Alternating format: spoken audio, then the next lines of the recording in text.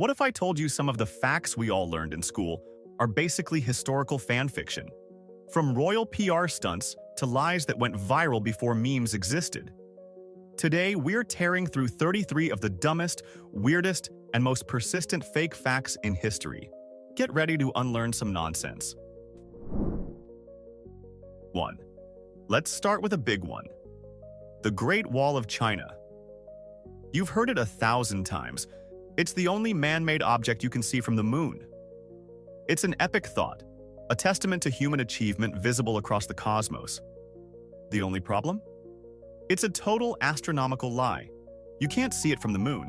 You can't even reliably see it from low Earth orbit with the naked eye. Astronauts have repeatedly confirmed this, saying you have better luck spotting a major highway.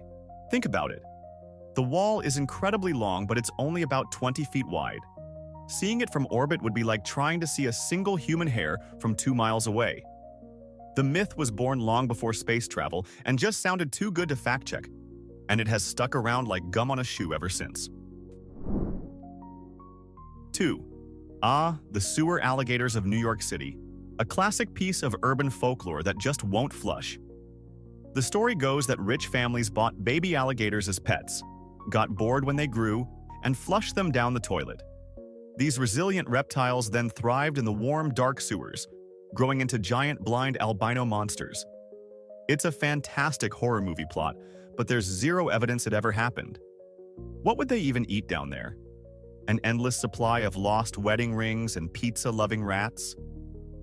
Despite decades of sanitation workers navigating the labyrinth beneath the city, not a single colony of giant pale gators has ever been discovered. They were probably hoping to find one, just to have a good story to tell at parties. 3. The Illuminati. The all-seeing eye on the dollar bill, the secret society of global elites pulling the strings from a shadowy boardroom, controlling wars, economies, and maybe even your Wi-Fi signal. It's the ultimate conspiracy theory. Here's the hilarious truth. The Bavarian Illuminati was a real group, and it was a total flop. Founded in 1776, it was a small society of Enlightenment-era intellectuals who wanted to promote reason. They probably spent their secret meetings arguing about Kant over stale crackers. The all-powerful cabal that supposedly rules the world was basically a short-lived, nerdy book club that got busted by the government after about 10 years. They couldn't even organize their way out of Bavaria, let alone run the entire planet. 4. Every March, the world celebrates St. Patrick, the legendary hero who drove all the snakes out of Ireland. It's a story of faith triumphing over evil, a miracle for the ages. Except for one tiny, inconvenient detail. There were never any snakes in post-glacial Ireland to begin with. The island was separated from the mainland by water long before snakes could slither their way over after the Ice Age. The story is a powerful metaphor, a brilliant piece of PR. The snakes were a symbol for the pagan religions that St. Patrick worked to replace with Christianity. He was the ultimate spin doctor, turning a routine missionary assignment into a monster-slaying epic. He didn't drive out literal reptiles. He just performed a very effective and very metaphorical pest control on the local beliefs. 5. Absinthe, the green fairy, the drink of choice for tortured artists and poets, famous for inducing wild, vivid hallucinations and creative frenzies. It was banned for nearly a century because of its supposedly mind-altering properties. This entire reputation is one giant, drunken lie. The myth was fueled by a brilliant smear campaign from the French wine industry, who were losing business to the popular green spirit. It's like the dairy industry inventing a rumor that almond milk makes you grow a tail. Absinthe contains a chemical called thujone, but you would die from alcohol poisoning 10 times over before you felt any psychoactive effects. The artists weren't having profound visions. They were just wasted, probably writing terrible poetry and thinking it was genius. 6. This one is just sad and bizarrely cruel. We've all seen the footage. Hordes of lemmings, seemingly driven by some mysterious suicidal instinct, marching single file off a cliff and plunging into the sea below. It's become a metaphor for mindless conformity. But lemmings don't actually commit mass suicide. This entire myth was literally manufactured by Disney. For their 1958 nature documentary, White Wilderness, the film crew couldn't get the footage they wanted. So they bought a bunch of lemmings, flew them to a cliff overlooking a river, and then herded them off the edge with brooms. You can almost hear the director yelling, "More despair! I want to see the existential dread in their little rodent eyes." They faked a natural phenomenon by actively pushing animals to their deaths for an Oscar. 7. Prepare to get angry at your jewelry. The belief that diamonds are inherently rare and incredibly valuable is perhaps the most successful marketing lie of all time. Diamonds are not particularly rare. In fact, they are one of the most common gems. Their value was artificially inflated by one company, De Beers. In the 20th century, they established a global monopoly, hoarding diamonds to control the supply and drive up prices. They then hired an advertising agency in the 1940s, which gave us the slogan, "A diamond is forever," and invented the modern tradition of the diamond engagement ring out of thin air. They didn't just sell a product, they sold an idea, and we're all still paying for it. That shiny rock isn't a symbol of eternal love, it's a symbol of marketing genius. 8. Picture Sherlock Holmes, magnifying glass in hand, having just solved an impossibly complex case. He turns to his loyal companion and says the immortal line, "Elementary, my dear Watson." It's the most famous quote associated with the character, and he never ever says it in any of the original stories written by Sir Arthur Conan Doyle. Holmes says elementary, and he says, "My dear Watson." But the two phrases are never combined. The line was popularized decades later in theatrical plays and early films, becoming so famous that it was retroactively burned into our collective memory. It's the ultimate literary Mandela effect. Conan Doyle probably would have been baffled that his character's most iconic catchphrase was one he never bothered to write. 9. The myth about the Dark Ages is so pervasive that we even use the term to describe a time of supposed ignorance. Central to this is the idea that everyone in the Middle Ages, from peasants to kings, believed the earth was flat. This is a lie invented to make people from the past look stupid. Educated people in the Middle Ages knew the earth was a sphere. They had been reading Greek texts from scholars like Aristotle and Ptolemy for centuries. The real debate wasn't about the shape, but about the size. The whole "Columbus proved the earth was round" narrative was fabricated in the 19th century to paint him as a lone genius fighting against a superstitious, backwards church. In reality, his critics weren't afraid of him sailing off the edge. They were correctly arguing that his math was terrible and the planet was much bigger than he thought. 10. The story of the Titanic is the ultimate tale of human arrogance meeting a very large, very cold iceberg. Central to this legend is the claim that the White Star Line advertised the ship as unsinkable. It's the perfect, ironic setup for a tragedy. But they never actually said that. This powerful label was mostly slapped on by the press after the disaster to make the story more dramatic and sell more newspapers. The company used much safer, lawyer-approved language, like calling the ship practically unsinkable. That's a huge difference. It's the corporate equivalent of saying a phone is water-resistant, not waterproof. The media just dropped the "practically" because "unsinkable ship sinks" is a headline that writes itself, and nobody lets the boring truth get in the way of a fantastic story. 11. Thanks to Hollywood, our image of Cleopatra is of a drop-dead gorgeous Egyptian queen, a siren who seduced powerful Roman men with her otherworldly beauty. Let's correct the record. First, she wasn't Egyptian. She was the last ruler of a Greek dynasty that had been in Egypt for centuries. She was about as Egyptian as a Philly cheesesteak is from Philadelphia, Pennsylvania. Wait, bad example. More importantly, evidence suggests she wasn't a conventional beauty. Coins minted during her reign show a woman with a prominent hooked nose, a sloping forehead, and a sharp chin. Her real superpower wasn't her looks, it was her brain. She spoke multiple languages, was a brilliant political strategist, and had a charisma so powerful it made two of the most influential men in the world risk everything for her. 12. The story is practically a cartoon. Isaac Newton is sitting under a tree, an apple falls, bonks him right on the head, And bing! He instantly understands gravity. It's a simple, perfect origin story for a world-changing idea. But the whole hit on the head part is a later addition to spice things up. Newton himself told the story that he was simply looking out a window when he saw an apple fall from a tree. The sight made him wonder why it fell straight down and not sideways or upwards, which sparked his thinking about a universal force of attraction. The reality is far less slapstick. There was no comical bonk, no ouch, just a quiet moment of observation that led to one of the greatest scientific breakthroughs in history. Turns out, genius is less about getting a concussion and more about just paying attention. 13. The Iron Maiden. It's the stuff of nightmares and heavy metal album covers. A terrifying human-shaped sarcophagus lined with sharp spikes, designed to slowly impale a victim in a medieval dungeon. It's the poster child for medieval brutality, except it's a complete fake. There is zero historical evidence of this device ever being used in the Middle Ages. It was actually fabricated in the late 1700s, likely as a morbid art piece to be displayed in a museum to shock and entertain visitors.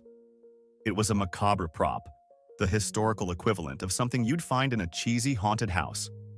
The Middle Ages had plenty of genuinely horrific torture methods.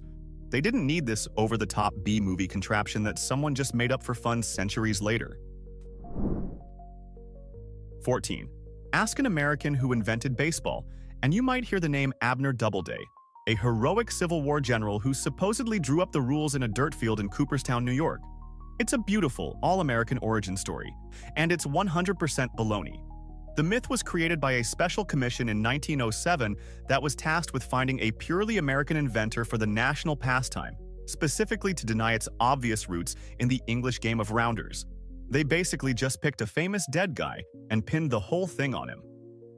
Doubleday himself never mentioned inventing baseball, and his diaries were full of military matters, not thoughts on diamonds and foul lines. America literally invented a fake inventor to win a cultural argument against the British. 15. General Tso's chicken. That sweet, spicy, deep-fried staple of every American Chinese takeout menu. It's supposedly an authentic dish from China's Hunan province, named after a formidable 19th-century military leader. In reality, it's about as authentically Chinese as a cheeseburger. The dish was invented in the 1970s by a chef in New York City who wanted to create something that would appeal to the American palate, which apparently means fry it and cover it in a sweet, gloopy sauce. If you go to Hunan province and ask for General Tso's chicken, you'll just get blank stares. The real General Tso probably spent his life eating simple, regional cuisine, and would be utterly baffled to learn that his legacy in America involves sticky, battered chicken nuggets. 16. The Trojan horse is one of the greatest military tricks in all of history. The Greeks, unable to breach the walls of Troy, build a giant wooden horse, hide soldiers inside, and leave it as a gift. The Trojans, in a shocking lapse of judgment, wheel it inside their city and celebrate, only to be slaughtered in their sleep. It's a brilliant story of cunning over brute force. The only problem? It was almost certainly a metaphor, not a literal horse. Most historians believe the horse was likely a poetic description of a siege engine, like a battering ram, that finally broke through the gates. Or it might have been an earthquake, sent by the horse god Poseidon. The story from the epic poems just sounds way cooler than they broke the door down with a big log. 17. The story of the 300 Spartans at Thermopylae is the ultimate underdog tale. 300 ripped stoic warriors making a glorious last stand against a million-man Persian army. It's a foundational myth of Western civilization, celebrating sacrifice and defiance. However, the story conveniently leaves out a few key details, namely, the other 7,000 Greeks who were also there. The Spartans weren't alone. They were part of a larger Greek alliance that included thousands of soldiers from Thespiae, Thebes, and other city-states. While the 300 Spartans were undoubtedly the elite core of the defense, they had a massive amount of help. The narrative was later simplified to focus on the Spartans because, let's be honest, 7,300 Greeks fight valiantly just doesn't have the same Hollywood ring to it as 300. 18. In the 1990s, a phenomenon known as the Mozart effect swept the world. The idea was simple and seductive. Playing Mozart's music for your baby would make them smarter. Parents rushed to buy CDs, hoping to turn their toddlers into tiny geniuses. This entire craze was based on a massive misinterpretation of a single, small study from 1993. The study didn't even involve infants. It was conducted on college students. And it only found a temporary 10-minute improvement in their spatial reasoning skills after listening to a Mozart sonata. That's it. There was no evidence of a lasting increase in overall IQ, and it had nothing to do with babies' brain development. From that one flimsy piece of data, a multi-million-dollar industry was born, proving that the fastest way to sell something is to tell parents it will make their kids smarter. 19. In the early 1800s, an inventor named Charles Redheffer wowed America with his incredible creation, a perpetual motion machine. This device, a complex series of gears and weights, could supposedly run forever without any external power source, defying the laws of physics. He charged people $1 to see it, and crowds lined up, convinced they were witnessing a miracle. A skeptical engineer named Robert Fulton inspected the machine in New York and noticed something fishy. The gears were wobbling and the speed was inconsistent, as if it were being cranked by hand. He exposed the fraud by ripping away some wooden boards to reveal the power source. A tired old man in an upstairs room, sitting on a stool, turning a crank with one hand while eating a piece of bread with the other. It wasn't perpetual motion. It was just a low-wage worker. 20. When we think of ancient Greek and Roman art, we picture pristine, elegant white marble statues. The gods and heroes look pure, timeless, and frankly, a little bland. This image is a complete accident of history. In reality, those statues were originally painted in incredibly bright, gaudy, and sometimes clashing colors. We're talking vibrant reds, blues, greens, and yellows, covering every inch of them, complete with painted-on irises, eyelashes, and maybe even some tacky bronze accessories. The paint simply wore off over millennia, leaving behind the bare white marble. The Renaissance artists who rediscovered these sculptures assumed they were meant to be monochrome, and the classical white aesthetic was born. The ancients weren't minimalists. They had the color palette of a 1980s music video. 21. Hollywood has given us a very specific image of the American Wild West. A lawless land of constant danger where quick-draw duels in the middle of Main Street were a daily occurrence. Two steely-eyed gunslingers, a dusty road, a tumbleweed, and a clock tower striking noon. It's a fantastic visual, but it's almost entirely fiction. Organized high-noon shootouts were incredibly rare. Most frontier towns were actually pretty strict about gun control, often requiring visitors to check their firearms at the sheriff's office. Violent deaths were more likely to happen in a drunken saloon brawl or a back-alley ambush than in a formal duel. The romanticized image of the gunslinger was largely created by dime novels and later by Hollywood, because it's a lot more exciting than the reality of cattle rustling and property disputes. 22. When you picture a cowboy, you probably imagine a rugged white guy like John Wayne or Clint Eastwood. This image is a classic example of Hollywood whitewashing history. The reality of the American West was far more diverse. Historians estimate that up to 25% of all cowboys during the great cattle drives of the late 19th century were African American. Many were former slaves who possessed incredible skills with horses and cattle, and sought a life of greater freedom on the frontier. Additionally, a huge number of cowboys were Mexican vaqueros, from whom the entire American cowboy tradition, including its terminology, clothing, and techniques, was largely borrowed. The iconic American cowboy wasn't just one color. He was a multicultural figure whose true story has been largely erased from the popular narrative. 23. The story is legendary. As Rome burned in 64 AD, the decadent and cruel Emperor Nero stood on his palace balcony, callously playing his fiddle while his city turned to ash. It's the ultimate image of a leader completely detached from his people's suffering. This is a fantastic piece of slander, but it's factually impossible for two big reasons. First, the fiddle hadn't been invented yet. It wouldn't appear for another 1,000 years. If he played anything, it would have been a lyre, which is far less dramatic. Second, historical accounts from the time, like that of the historian Tacitus, actually placed Nero in Antium, 35 miles away, when the fire broke out. He rushed back to the city to organize relief efforts, using his own funds to provide food and shelter for the homeless. The story was likely propaganda spread by his political enemies. 24. The Middle Ages get a bad rap for being a time of filth and grime, where people lived their entire lives without ever taking a bath. We imagine peasants caked in mud and nobles who just covered up their stench with perfume. While their hygiene standards weren't exactly up to modern-day levels of obsessive cleanliness, this portrayal is a gross exaggeration. People did bathe. Most towns had public bathhouses, and bathing was a common social activity until later outbreaks of plague made people wary of them. People used soap made from animal fat and ash, and they understood the basic concept of washing their hands and face. They weren't showering daily with scented body wash, but they also weren't the walking biohazards we often imagine them to be. 25. We've all heard the grim statistic that the average life expectancy in the Middle Ages was only around 30 years old. This paints a picture of a brutal world where everyone was considered ancient by the time they hit their late 20s.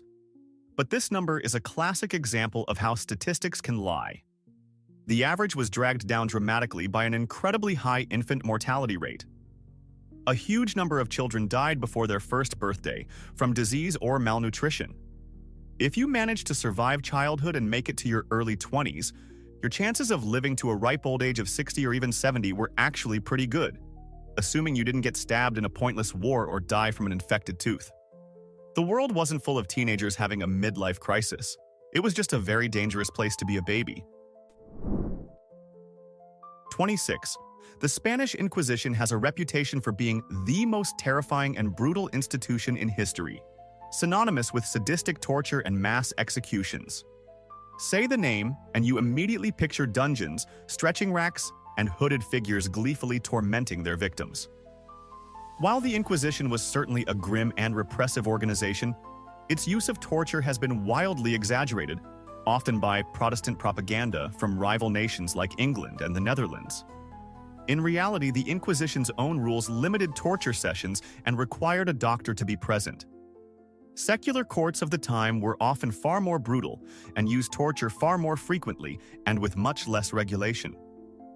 It's a strange thing to say, but if you were an accused heretic in the 16th century, you were probably better off being tortured by the church than by the state.